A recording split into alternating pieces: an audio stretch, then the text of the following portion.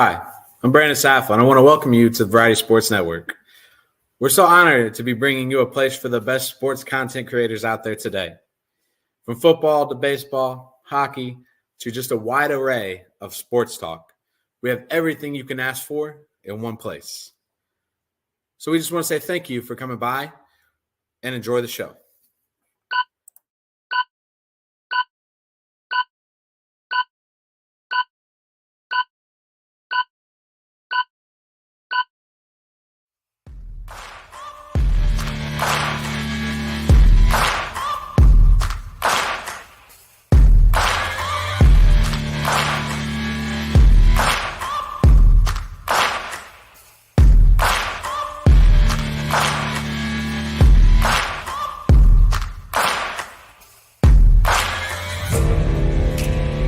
This is a Variety Sports Network production.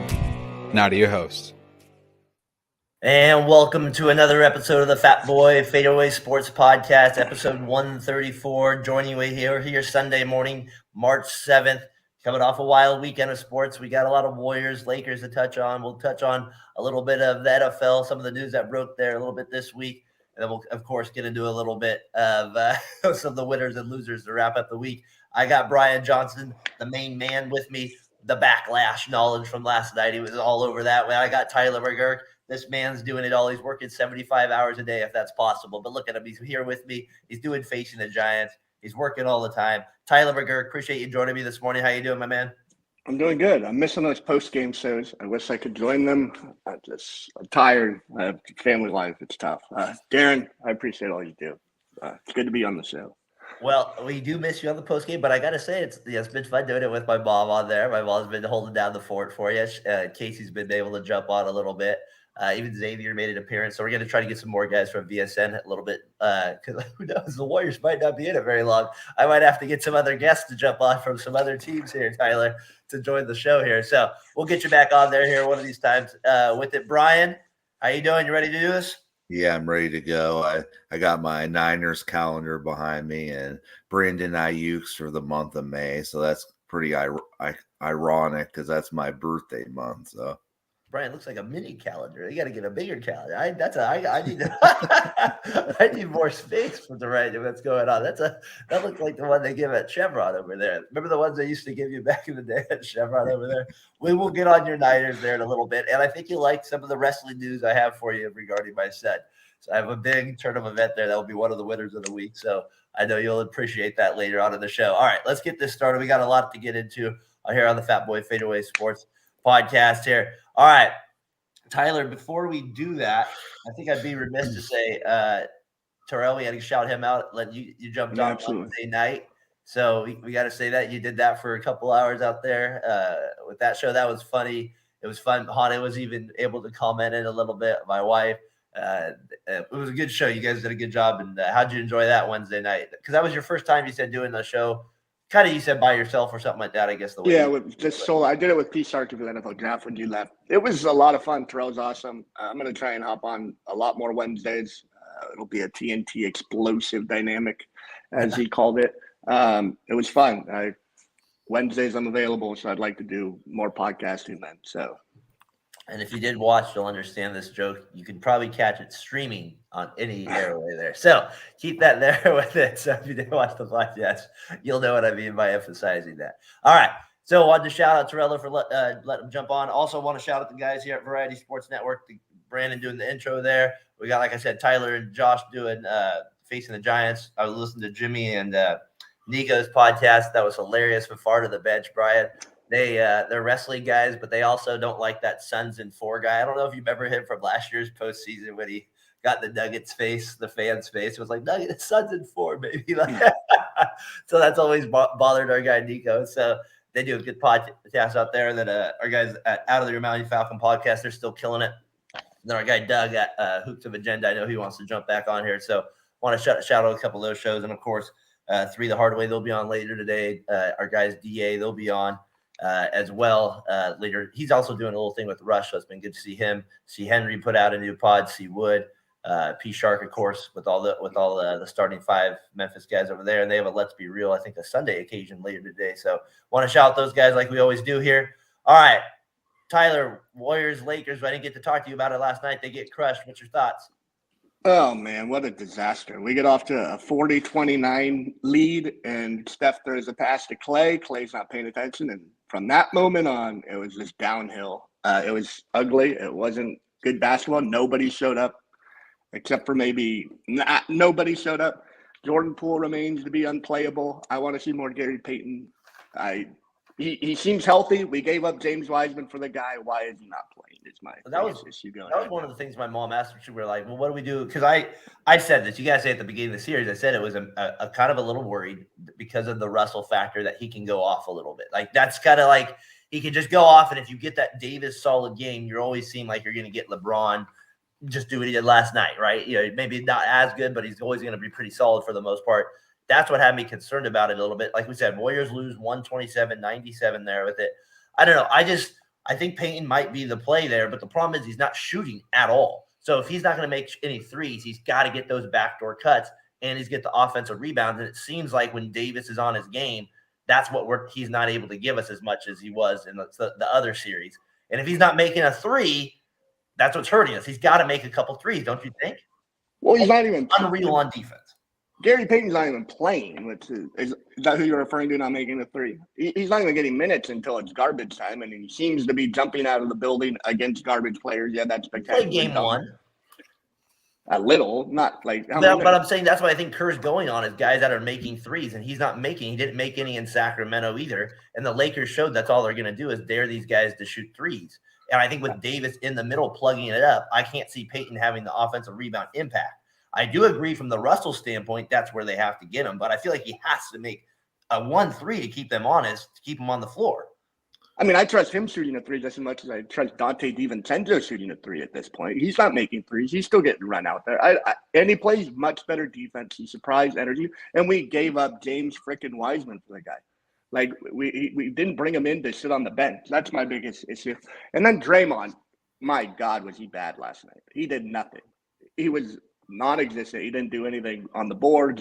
Wasn't a playmaker. He obviously wasn't scoring. He's got to step it up. And then Clay just didn't seem focused the whole game. I don't know what happened. He had that good barrage midway through the first quarter. Yeah, like 11 points, quarter. Right? First quarter. Yeah, and then after that, it was just he seemed like he didn't want to be there. After that pass, he like kind of effed up. He just seemed lost. Know who else was lost? The guy we gave a lot of credit to this year. Looney. I know he's been sick, but he did not. He played by far his worst game. He looked so slow. There was a couple of rebounds where I looked like like get that piano off the back. It looked like there was a couple of, you know what I mean? It looked like he just couldn't get there with it. The Payton angle, I think, is the easy one to say, okay, let's start there. But like I said, he's got to give you at least a little something on offense. But I agree. The thing is, Russell got off to such a hot start right away. Like 2 minutes into the game, he had like 11 points. You know what I mean? Like it's not even like 4. It was like right away into the game he made it. And so like Payton's not going to come in that quickly anyways. So, you know what I mean? There was just like this point where they got way too comfortable. What do you think about the defense? I thought that was the thing. They kept hyping that up on it. We got a guy here from, like we said, check out their pod for sure. The guys, John and Mike over there, they do a good job. Good morning, fellas. Just doing, we're recovering. We're licking the wounds a little bit after a tough loss last night. So, yeah, Draymond was awful last night as well, like you were saying. So, I don't know. That's the thing with Payton Angle. But Draymond's a big key as well. Both greens for that mark. We're obviously not expecting anything from Jermichael, but I thought it was funny, Tyler, that they got 4 points, but they got 2 technicals in that thing. But go on. You were going to mention more of the green a little bit. He's got to give us more, though. He was non-existent. Yeah, he was trash. To be honest, he didn't seem to have anything. I'm sick. I'm gonna bitch about the referee. The times when they call fouls after they see a shot missed, I can't have it.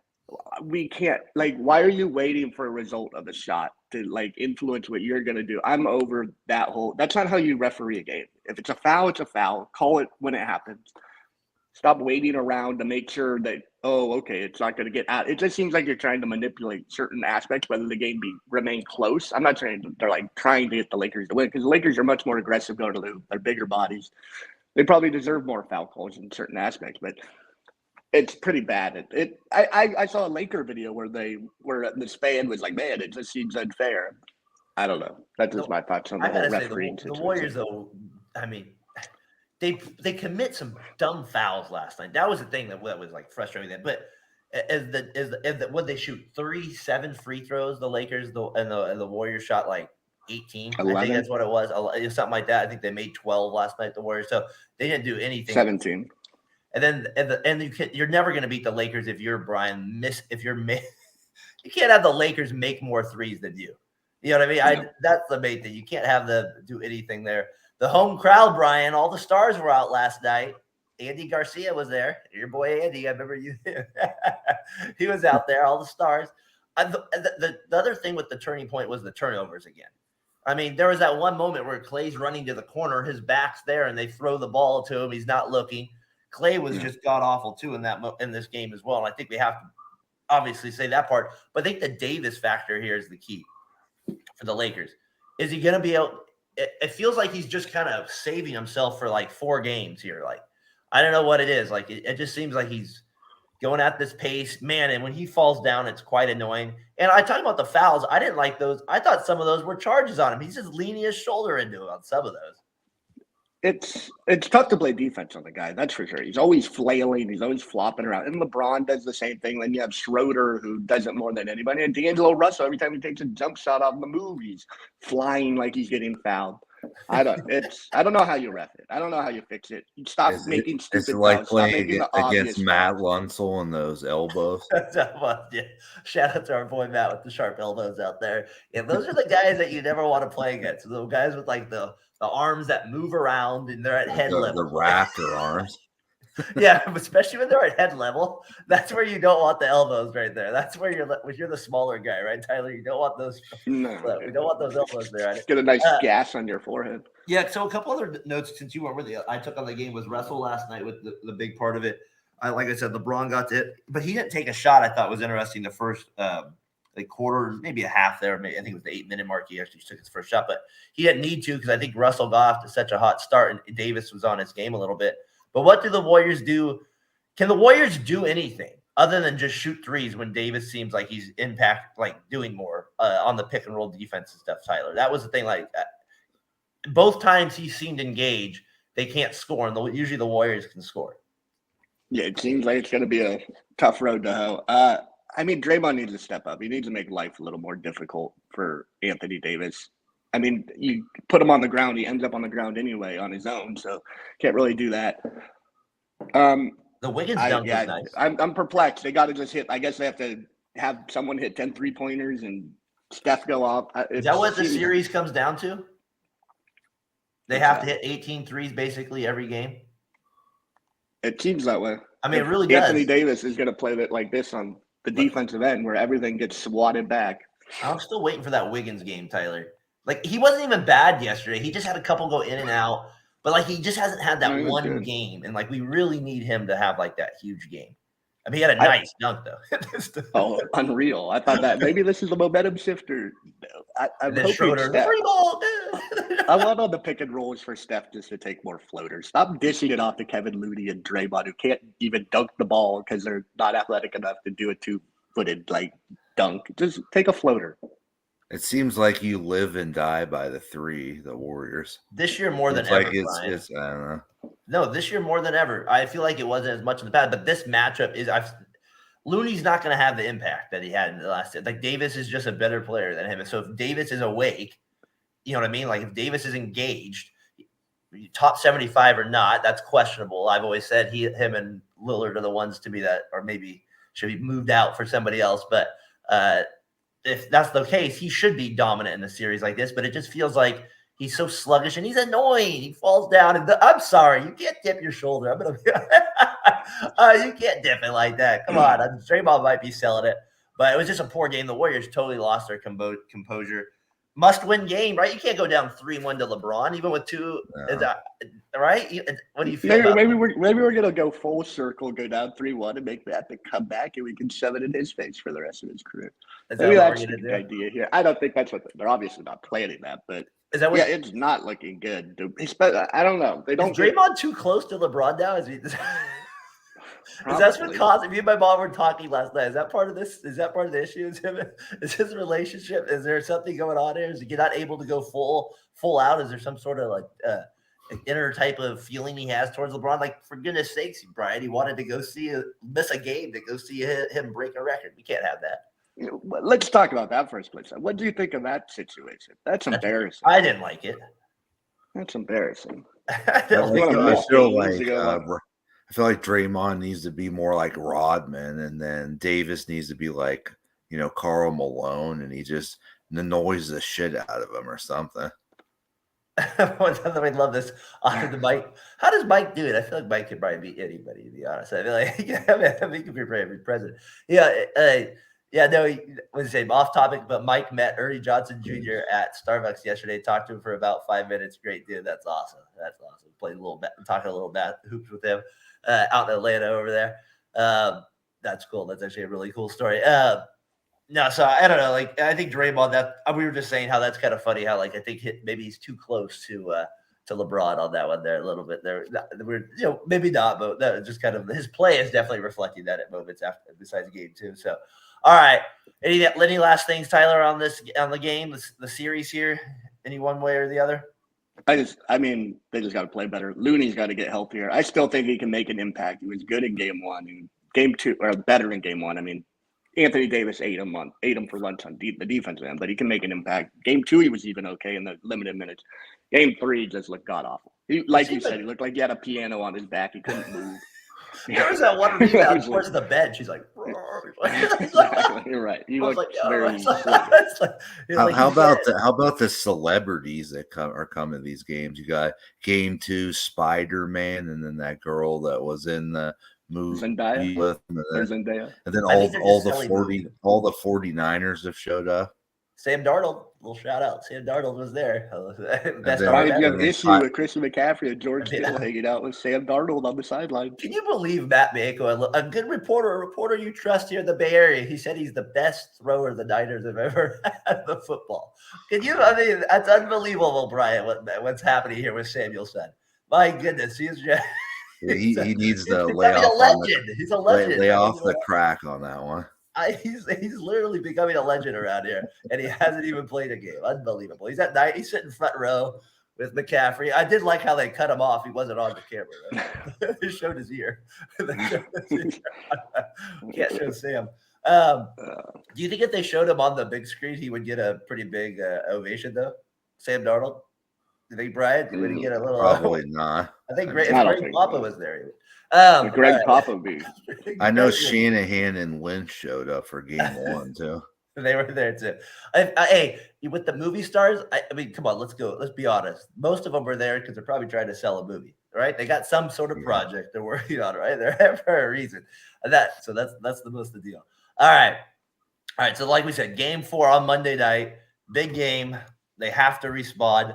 There's no other way about it. The Warriors have a tendency.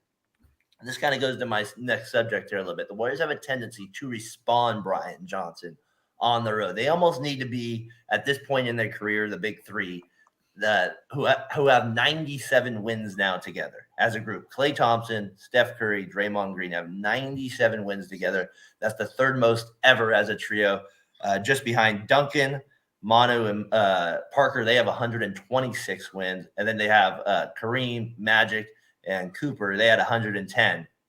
So if the Warriors hypothetically won this series versus LA, they would get their 100th win together in this series to become, to hit the triple digit mark, which would be kind of funny with that. So that shows you how long they've played together.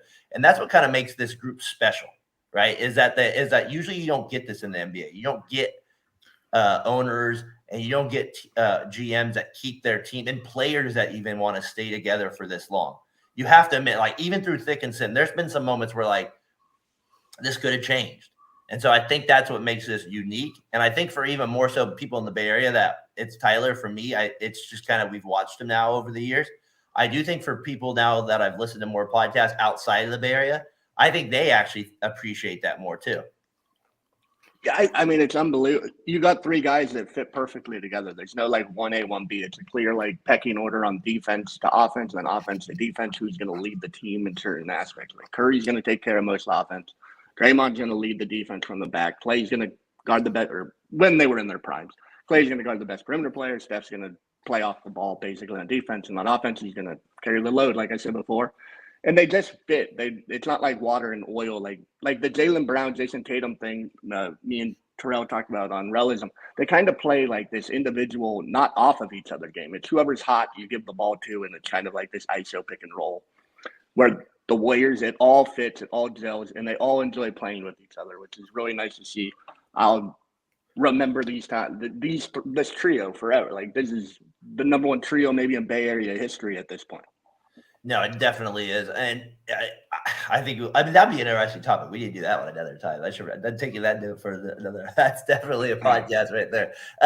No, but I just think it's pretty unique that they've been together this long in that trio. So I think it was interesting looking at who is ahead of them, where they're at. Like, those are some pretty elite groups. And Tony Parker and Ginobili, they did it for a long time. I think they did it for 13 years together. So we'll see if the big three are allowed to do that for the Warriors as well. But back to the Warriors needing that win on Thursday. They've had some big road wins in their time together. To me, that's been one of the greatest things, Brian, about their whole entire run here is that the road wins they've had.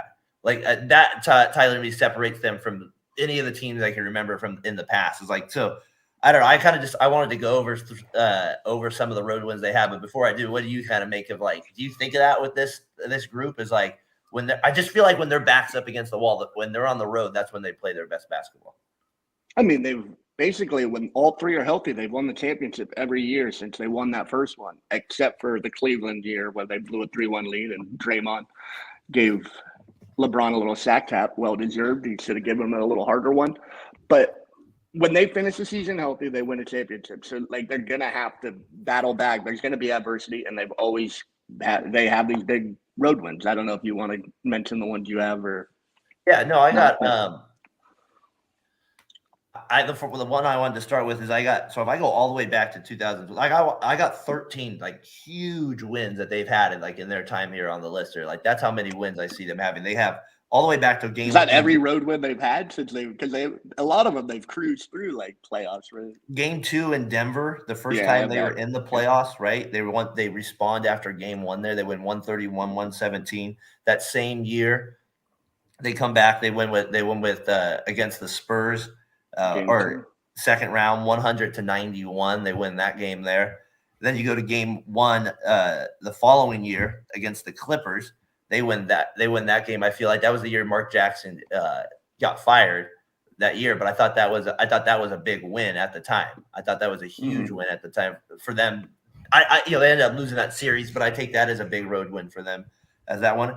And then I go into the next, and then I go to 2014, 2015, first round, game 3 versus the Pelicans, the one that Curry hits the shot over Davis in the corner.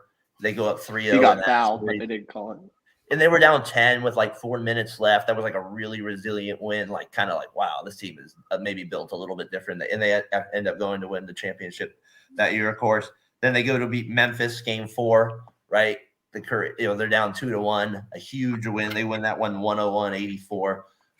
One of, to me, the biggest wins in their whole entire time together. To me, that was by far, like, at that time, like, it just felt like that was one of their. That one showed me a lot. That one showed me a lot. That one showed me a lot because that Memphis team was tough. And they matched up good against the Warriors. Yeah, they gave us trouble all year with the Randolph and Gasol thing. We didn't have bigs. Bogut was our only big, really. David Lee was soft. Draymond was getting bullied at that point a little bit by Zach. And then I got game 4 versus Cleveland, that finals there. They win that one. They go on to tie that series up at 2 after they're down 2-1. I thought that was there. We got there. And then I go a little quicker. I got the I'm back game versus Portland, the OKC game 6 Clay game, the Green game, like you mentioned, with him ejected, but that was a big win. And then you fast forward a few to the Durant years, game 7 versus the Rockets. They pull out that one with Durant on the team there. And then the other one where Durant gets hurt and like Curry gets 33 in the second half. That was a big win as well on the road to take them there. And then just as recent as game 4 in the finals last year, big win. And then this year, game 7 in Sacramento where Curry drops 50. I just feel like time and time again, this team has proven that road wins is something that they do. And that's a lot of big road wins to me right there. Yeah, I the only one you excluded that I was game 5 versus the Raptors where KD comes out in the first quarter, he's tearing it up, he gets hurt, and then they just show their champions mentality, their wherewithal, how they bounce back, and they just come back. They win game 6 Dude, There's that might no be one of doubt my in favorite ones, there's actually. there's no doubt in my heart in Game 6 they're going to win if Clay doesn't go down. But things happen. I think they would have won that whole series if Clay stays healthy. But that Game 5 was just spectacular. Yeah, that Raptors one, I totally forgot about that one. So you had every other one. You had every other one I had on there too. Yeah, that's awesome. And then I went even further back before these trio. I didn't know we were limited to this trio. I had Game 1 versus the Mavericks and the We Believe. Yeah, those. Yeah, no, I was I had thinking Game 2 versus the Spurs, Game 2 Nuggets, Game 7 versus the Rockets, Game 5 versus the Raptors, Game 6 versus Thunder, and then I'm back in with Steph versus Portland. And like I said, they even right there at Sacramento, right? They need to lose Game 6 at home, be no show, just to feel like they need to play good basketball in Game 7. That's what this team has come down to. The same scenario. It's been awesome you get blown out in Game 3, and now you got to win Game 4. So we'll see what happens. The Warriors got the same situation. It's not a must win, but it's very, very important to win. That's for sure. Yeah, it feels like a must win whenever you're getting beat down. When you got to win every game from that point on, and you're and a team that hasn't really proven they can win 3 in a row has to do it 3 times against LeBron and Davis. It does feel like a must win from that regard. I definitely would go there with it. All right, hey, real quick, I don't want to. We kind of been dealing a little long with the NBA, but it's been fun, kind of, because me and you just haven't been able to talk Warriors as much lately, so it's been good to kind of catch up on it. Just real quick, Embiid wins the MVP. That was kind of a cool moment there with him getting the award. The guys at the far end of the bench, maybe a little different perspective, but it was fun to listen to their perspective on it. They thought, they gave him his credit, but they also had some fun with it as well. So so shout out to them with that. Embiid wins it. Booker and KD just ridiculous, especially Booker. 20 of 25 was hitting every shot you could ever think of. The Suns do have a little bit of a bench issue there. We've talked about that plenty of times on here, but they definitely need to score 70. That duo. That is they got a big bench. KD wasn't even good in Game 3. He put up good numbers by the end of it, but the first half, I was like, my God, I've never seen him play a worse basketball. And then your boy, the worst half of basketball. What was that? Your boy Ayton, he's struggling. Oh God, he just doesn't seem like he wants to be there. My quick question is just quick. I asked Terrell and Relly, would you rather have Booker or Tatum? Oh, it's Tatum. I don't know anymore. I think it's Tatum for me. That's a tough one, though. That's a good choice, though. I think you can go either way, but I go Tatum a little bit. I think he's a little bit better defensively. But yeah. So then the Knicks, obviously, they win by 18 yesterday, so they're up, or the Heat, excuse me, they go up to win by 18. So they take a 2-1 lead to 8 seed Brian, maybe making a run here to the to the Eastern Conference Finals. To me, that Denver matchup today, that's going to be a juicy one. We'll see if they can tie it up, or does Denver go up 3-1? Is Denver this good? I mean, my goodness. That's the one thing, Tyler. Denver this good. I mean, they are. I think they're just consistent. They don't really have bad games. I mean, they lost on. Is Joker the best player now left in the playoffs? He's the most consistent by far. Like, he's going to give you 25, 10, and 10, basically, at least somewhere baseline around there. And then Porter hasn't played very good in this series. He could play better. And then Aaron Gordon's just playing on a different level I've ever seen him play. Arizona, Aaron Gordon for a run there. All right, so that's the NBA. There's going to be big games today, a little bit like we said. We'll see what happens with the Boston-Philly game if Philly bounces back. Harden, you give him all the props, Brian, after Game 1, and then, man, he just falls back. He's got to do what I did. You got to shave the beard a little bit. You got to shave it. Yeah, you got to trim it like Tyler. You got to trim it down there. I think it'd be so funny to see James Harden come out with like just a clean shave. Wouldn't that be hilarious? Like, just I don't know, like just randomly. You're not expecting. He would probably shock the fans or something. He would. I think he'd be faster. I've always said. A little more aerodynamic.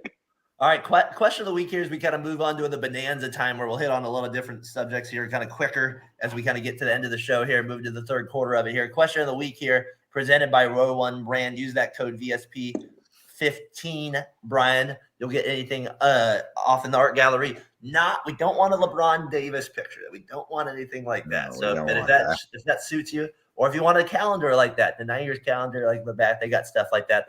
Maybe get a bigger one. Yeah. Maybe get a bigger one, jumbo size. You get jumbo size. We go big. That's what we'll go with it. So you'll use that code VSP15 and you get 15% off anything in the art gallery there at Row One Brand. All right, so this is what I got for question of the week this week. I got a decent amount of responses this week on Twitter. I'm going to get to that as you guys answer the question here. What baseball stadium do you wish you were able to go to that is not around anymore? My number one choice is Forbes Field in Pittsburgh. I've just heard stories about it. They had like a 300-foot wall in right field, very close, short porch. They did have a high wall, but then they have the batting cage on the playing field in left center field. 460 feet from home plate was where the home run was in left center. How Just seems far? like a crazy 460 feet from home plate to dead center, just left of dead center, just a bomb. Just a little bit of a distance there, just a little bit there. Who's the guy with the walk off against for Pittsburgh against the Yankees and Mazeroski, right? Mazeroski. Yeah, that's it. Good knowledge. Pretty good. Brian, you got one? Yeah, the Expo Stadium when the Expos used to play. It's so funny. That was considered a dump back in the day, but we wanted to see them, right? Like, why do you want to see why the Expos? What? I don't know, because like I've always wanted to watch a baseball game in a dome. Gotcha. Yeah.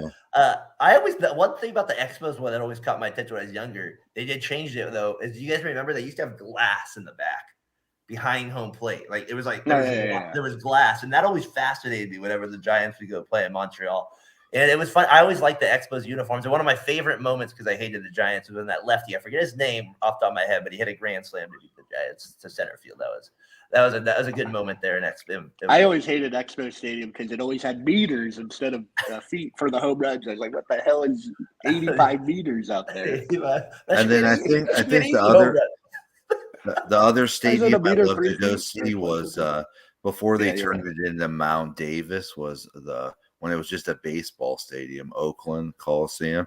Yep, that would be a good one there for sure. I got some responses here that you guys got. I got Chris Mascaro from he does a golf podcast. He always shouts us out a little bit, Tyler. So he said Three Rivers Stadium. That was one of his. Connie Mack Another Stadium. Pittsburgh. Yeah, that's one I got. Pittsburgh there. Connie Mack Stadium. That'd be kind of a cool one to go to. That was considered at one point, because of that bookcase he got me, one of the best stadiums ever around back in the day. That was considered a luxurious stadium back in the day.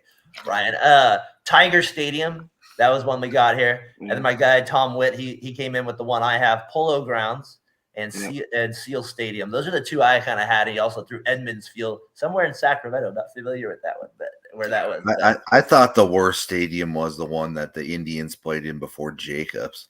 Oh, the one from the movie? No, that was the Milwaukee one. They shot that one in. But gosh, what was that called? Jacob? Yeah. No, what was it called? That stadium? You're right. I got to think of that one. What it's called? The Indians one, where the Eck through the one end. Yeah. Somebody look that up. Or you could go with the Phillies Veteran Stadium.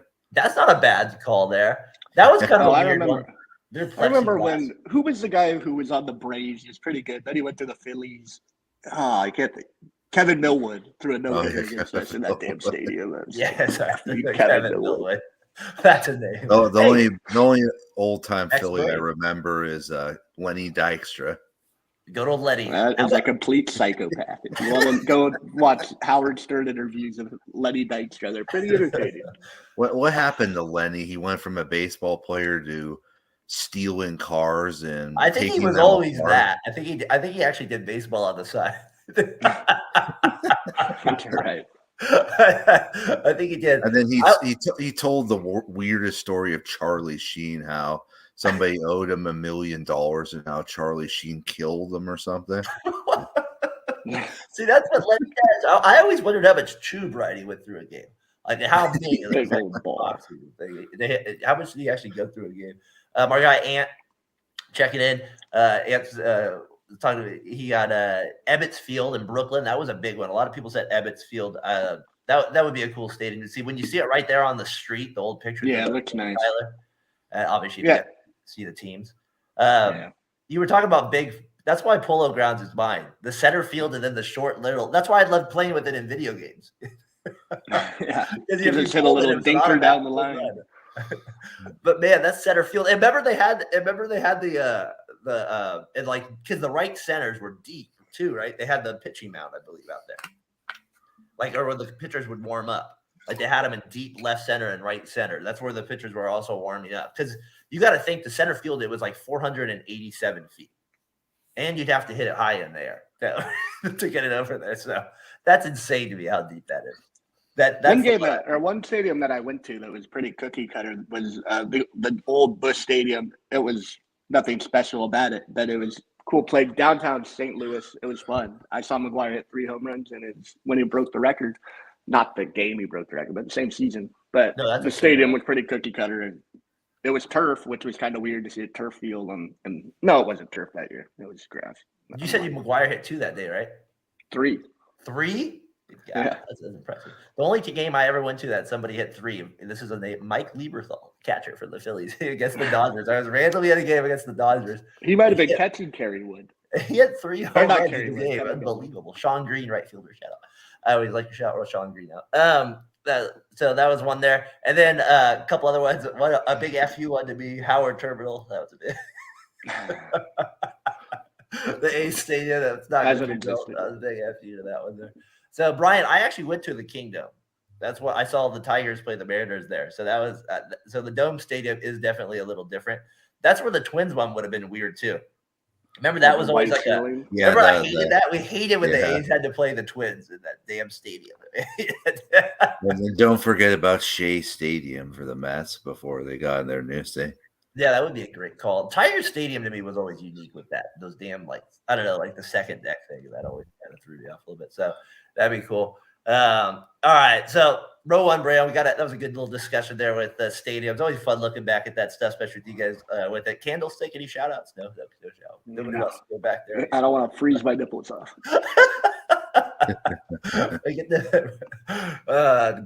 Less is more there, not on this next comment you want to make. So just go that one. All right.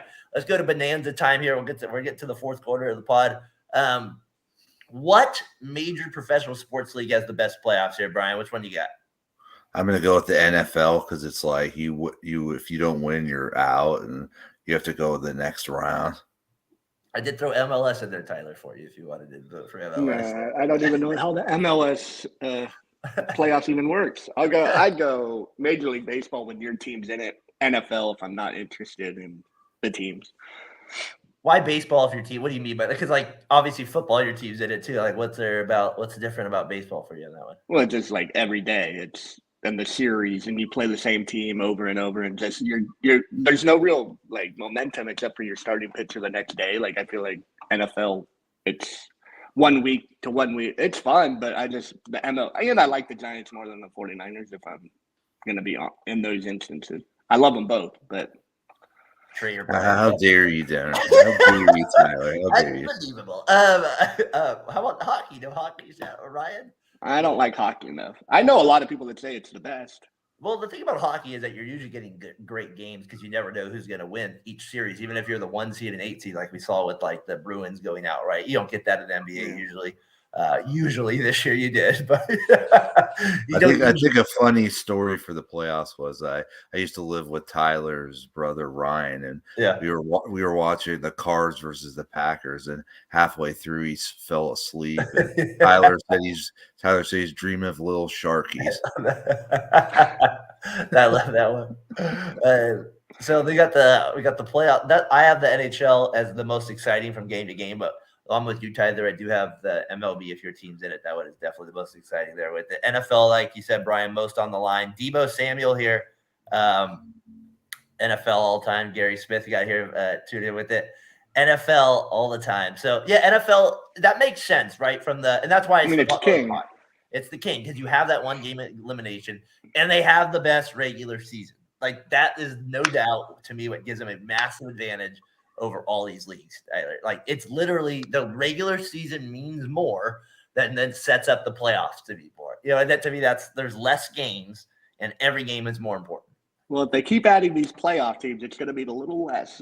That's true. Are you telling me there's going to be 9 teams in the playoffs? Well, the NFL won't matter for the NFL. Come on, we know that. No, everyone's going to watch. I'm not saying it won't. I think NFL, Brian, I bet if I got to do a poll with this. I bet, what do you think MLS gets 2%? We get a 2% vote there. All right. I go with 1%. 1%. All right. We go Debo Samuel, Brian.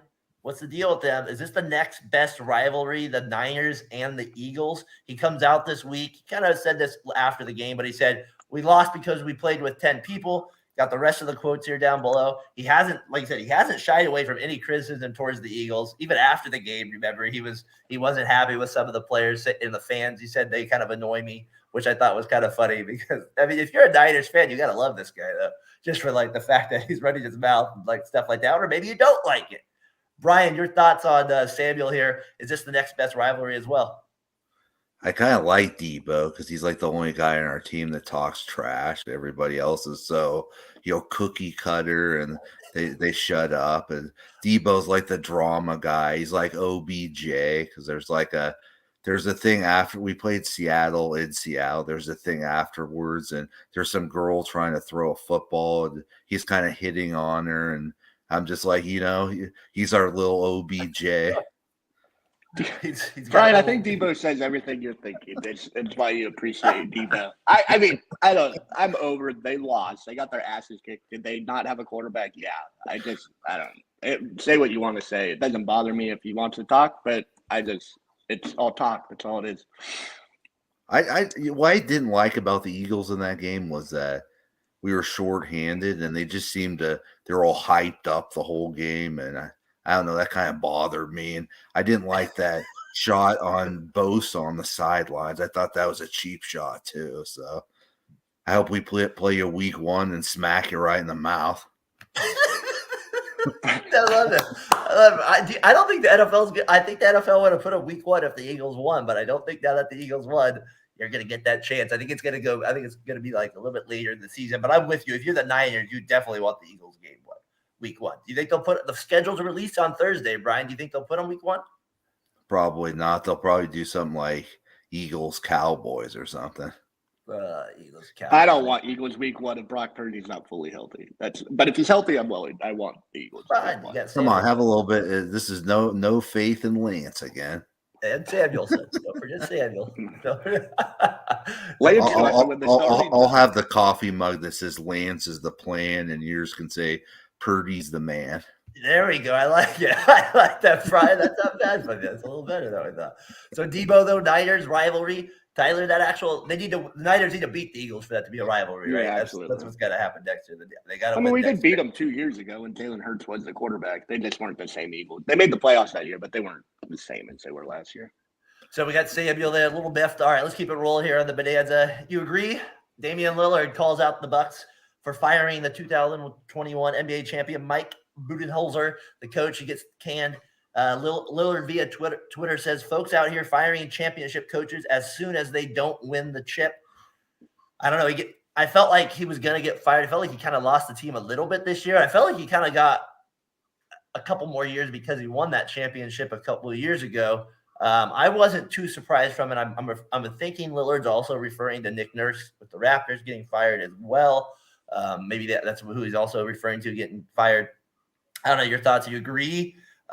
He did have a good record with the Bucks, great regular season record, but only 39-26 in the postseason.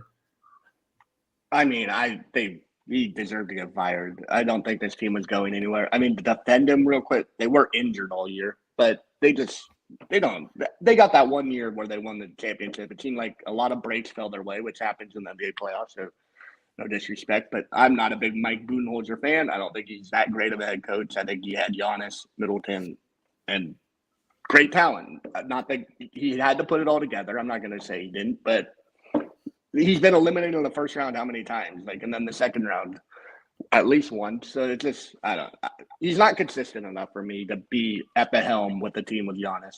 Well, how about what Lillard? When we're talking about keeping the team consistent, right? Is that what Lillard's thinking? You're firing a coach that you won this championship with. Give him more time to do it. He had 4 seasons with over 50 wins. They finished, I think, in number 1 seed 4 times. I think that's part of the issues. They were the higher seed, and it seems like he couldn't get Giannis to stop shooting 19-footers. Get the man that, you know what I mean? Like, the guy shoots like 75% in the paint. Like, seriously, like, they got to figure out a way to get him to – somebody has to come in and just tell him to stop doing that.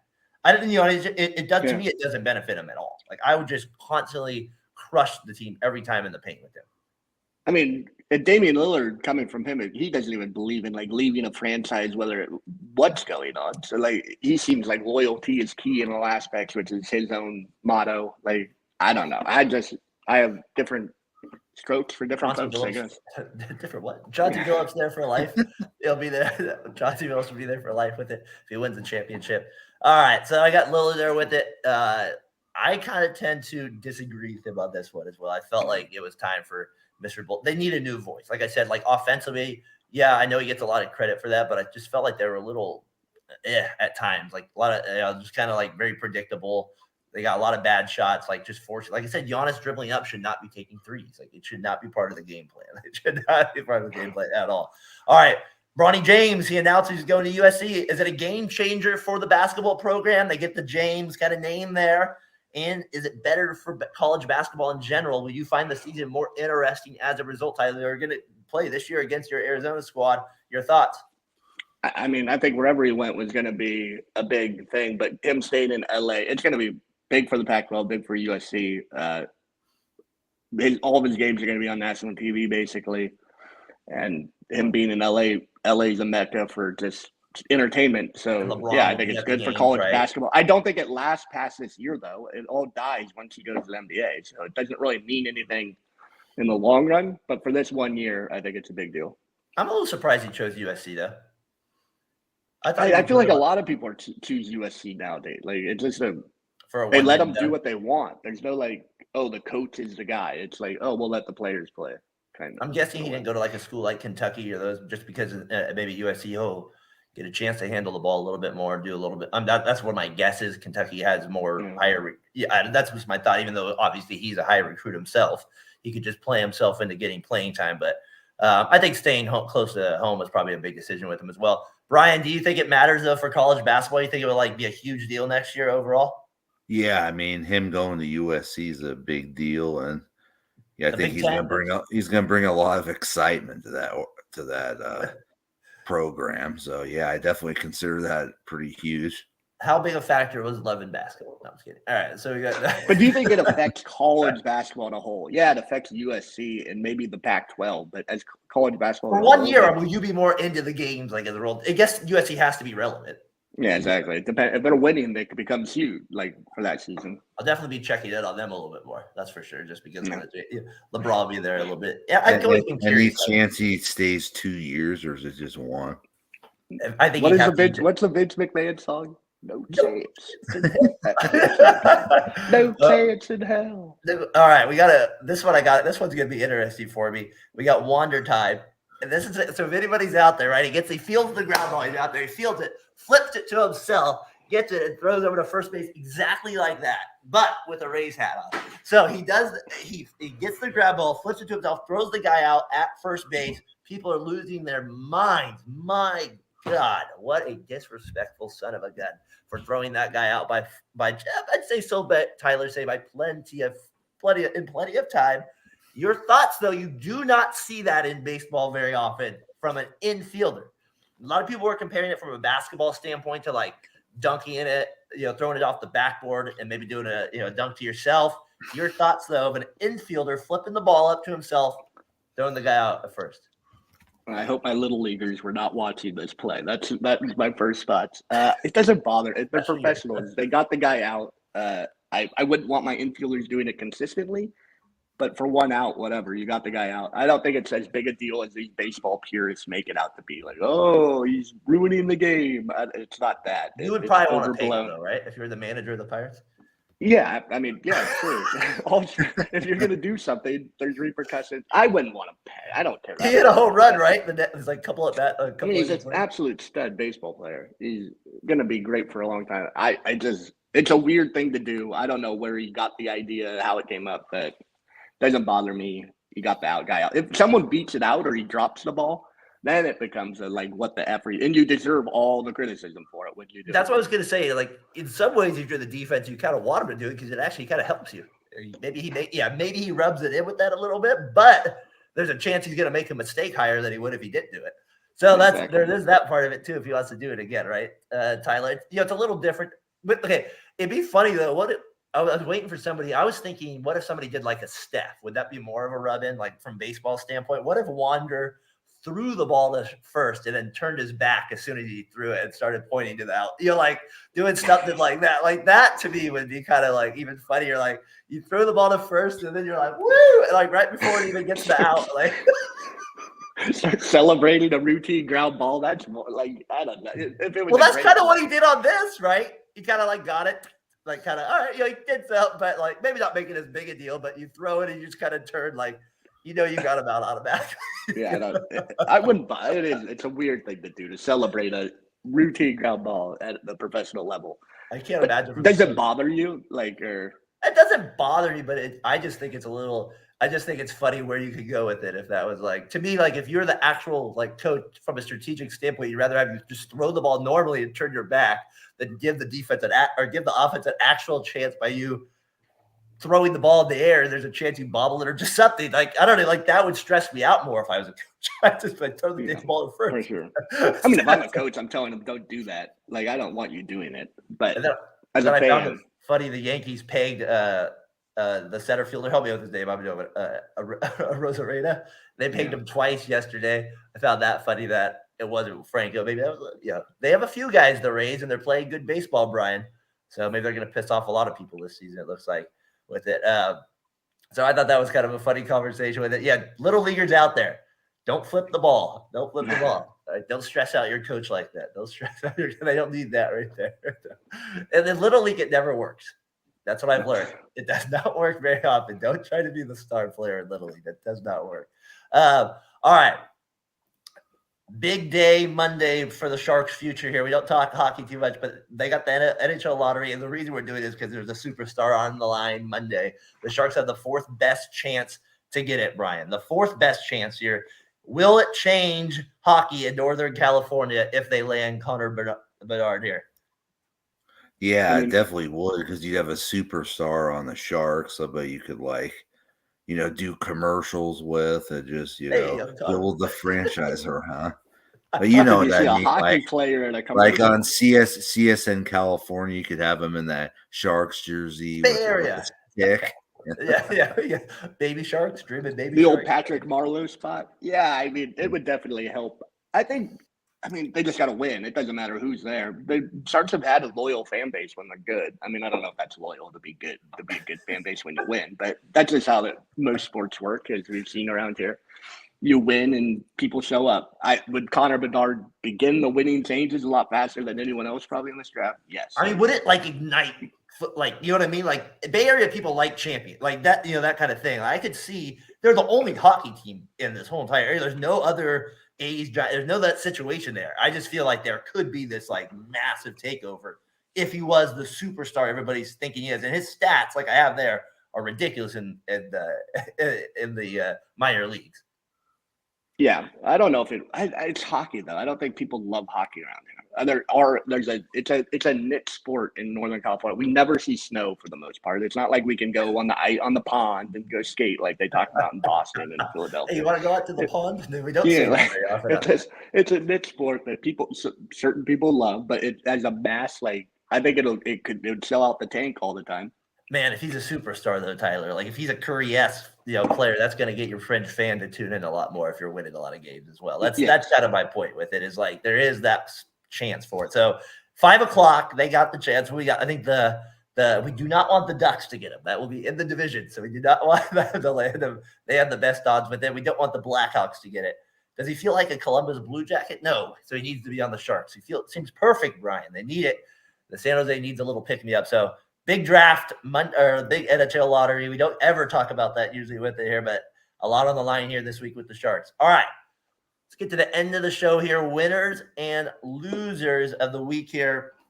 Brian Johnson, who do you got as a winner of the week? Or, do you want to go loser of the week? I'll let you decide here.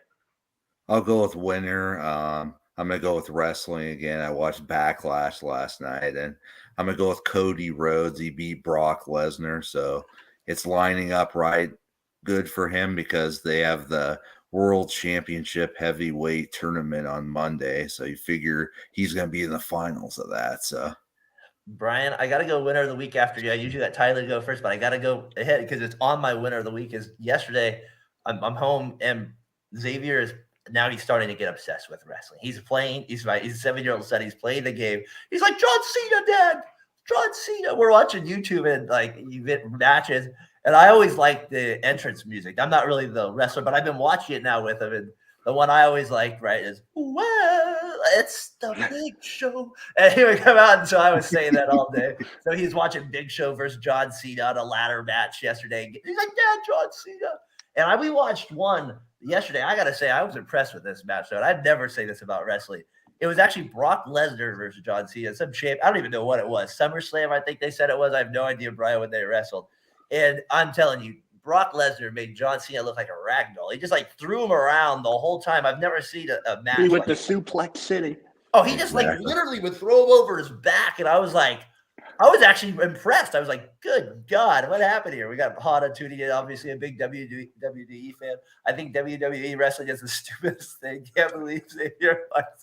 The funniest story was I was over when you guys were opening up your gifts, and he was into those Pokemon cards. I could see Darren's expression. He was like, time to get a new hobby.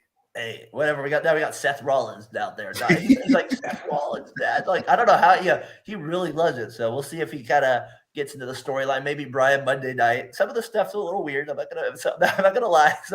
Obviously some of the wrestlers come out and I shake my head. We were even watching an old school one last night with the British Bulldog. Was it the British Bulldog? So anyways, I thought that was winner of the week with it. Tyler, go ahead. Well, I'll stay on the WWE theme. I think it's Bad Bunny. He was at the Met Gala. He's the most streamed artist in the world. And then he's doing WWE stunts, getting thrown through tables from like 15 feet up. I don't know. To put your body on the line when you have all this already going for you, you're already like one of the most famous people in the world. Props to him. I'm telling you, that Lesnar one, though, I was impressed. I'm going to go back. Cena's a big man. He was just like making that guy look like he is nothing.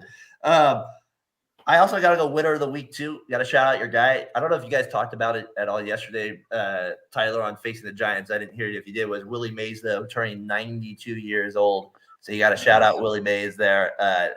Greatest living baseball player, maybe greatest living athlete right now of all time in some regards.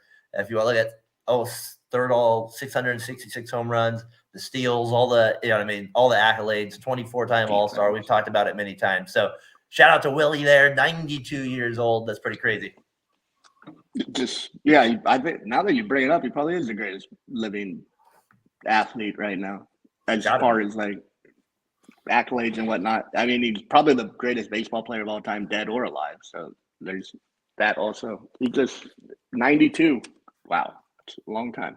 It's going to be a weird day for the Giants when because obviously he is getting older. That'll be a sad day around it. It's just going to be kind of an interesting, all that stuff. You don't want to think about it, but he's lived a good life. So there's like that part of it, but that'll be a sad day, obviously, for the Giants organization. He's been around for just, good God, 1950s. So it's hard to, crazy. Kind of like the Vince Scully effect, I guess you would say, for the Dodgers in some way there, even though he was an announcer. It's kind of funny how they got linked together over time. All right, loser of the week. Brian, who you got? I'm gonna go with Seth Joyner, who used to play for the Eagles. He had an explicit reaction to Debo's comment. There's a couple of F-bombs, and I kind of feel like telling him to calm down. You're not in the league anymore, so it isn't your issue. Seth Joyner. I like it. Who the hell is Seth Joyner? I thought we were going wrestling again, Brian. I was like, Seth Joyner. Hey, Brian, that's $10 there. That's $2. Bringing a little T&B to the show here. I like it. The loser of the week. Call it out the Eagles report. Tyler, who do you got for loser of the week? We talked about it off camera a little bit, but Glenn Kuiper. I'm not judging who he is as a person, but as a broadcaster, you just can't say what he said. He deserves whatever backlash he gets, but he was saying how much he enjoyed going to the museum before he had his little slip up. You can be the judge of what museum how he is as a person. I won't be. I don't know how he is as a person, but as a broadcaster, you can't let that happen. And it doesn't look good for the A's. It just puts another black eye on the A's.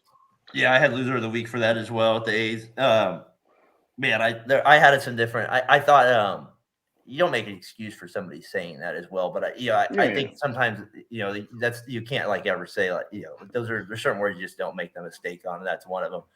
But there was some part of it where I was a little disappointed in some of people's reactions as well to that as well, because some people don't know who these people are. You're just kind of reacting on a clip. You don't really know the whole person.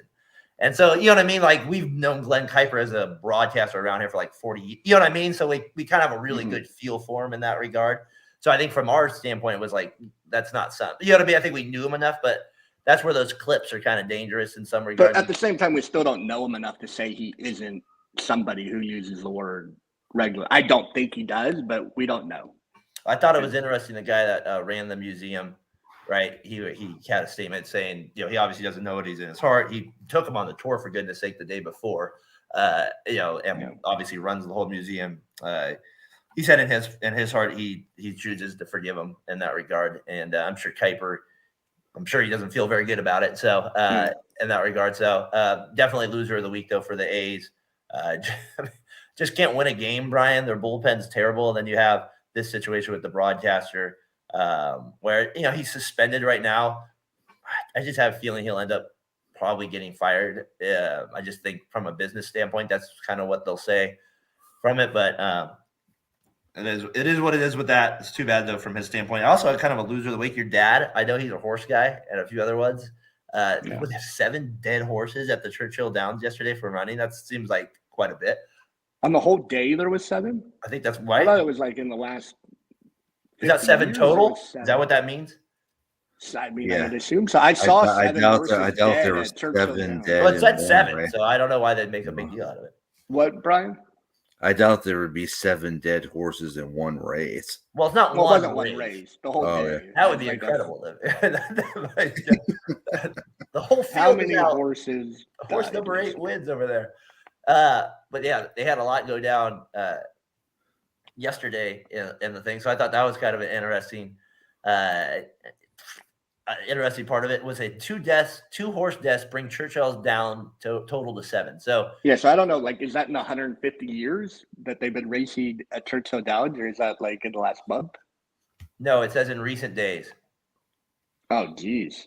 So then what's 5 horses perished in the past week at Churchill Downs. I'm sure there's going to be some investigations done as to the reason behind that, and hopefully that provides a few more reasons. In a statement issued Saturday night, Churchill Downs Incorporated said there has been no discernible pattern detected in the injuries sustained.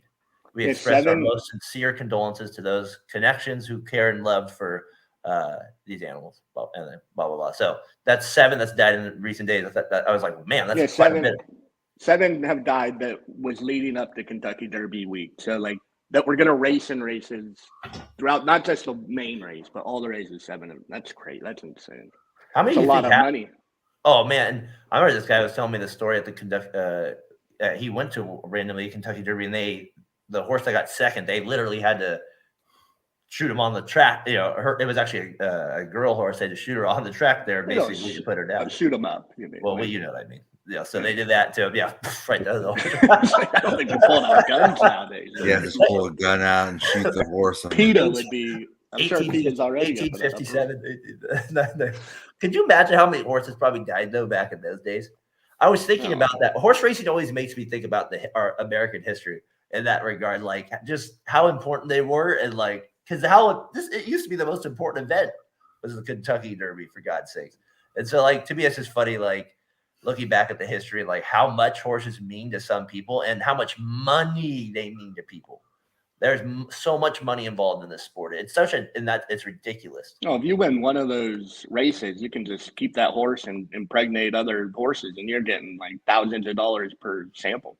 And that's the big deal about these horses, obviously, when they pass away from that regard, because that's what these owners really, right? That's what you're banking on, is what you said. They're not necessarily, they want to win, but they got to keep them alive too.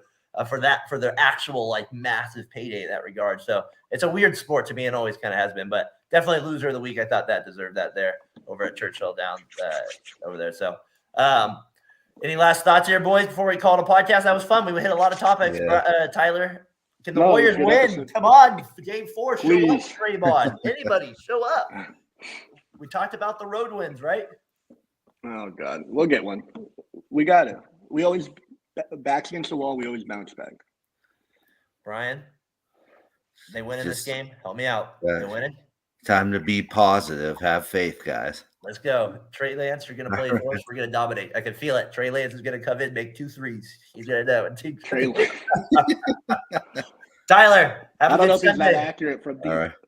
Peace. So, Brian, till next time. Episode 134, Fatboy FadeAway Sports. Peace. Wow.